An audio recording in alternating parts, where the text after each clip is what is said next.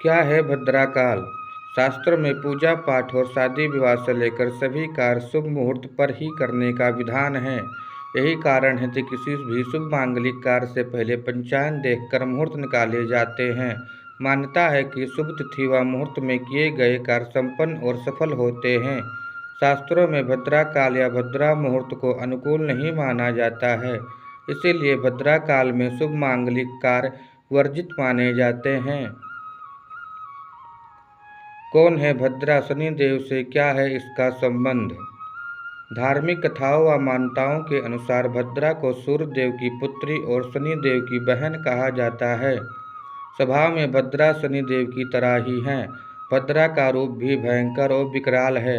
यह शुभ कार्यों में विघ्न पैदा करने वाली हैं। भद्रा को धन्या, दधिमुखी, भद्रा, महामारी, खंडना, कालरात्रि, महारुद्राभिष्ट, कुलपुत्रिका, भैरवी, महाकाली और असुरक्षयकरी जैसे 12 नामों से भी जाना जाता है।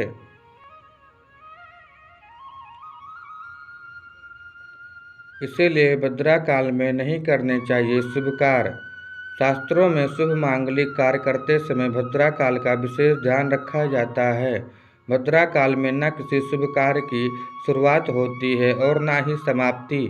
भद्रा काल में मुंडन, गृह प्रवेश, वैवाहिक कार्यक्रम, पूजा अनुष्ठान आदि जैसे कार्य अशुभ माने जाते हैं।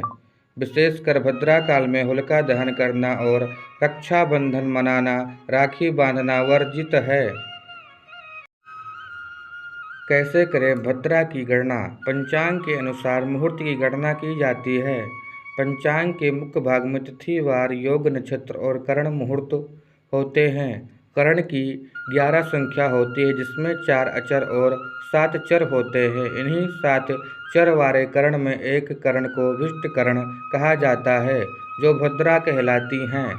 चर करण होने के कारण भद्रा स्वर्गलोक, पाताल लोक और पृथ्वी लोक पर हमेशा गतिशील होती हैं। किस समय किस लोक पर होती हैं भद्रा?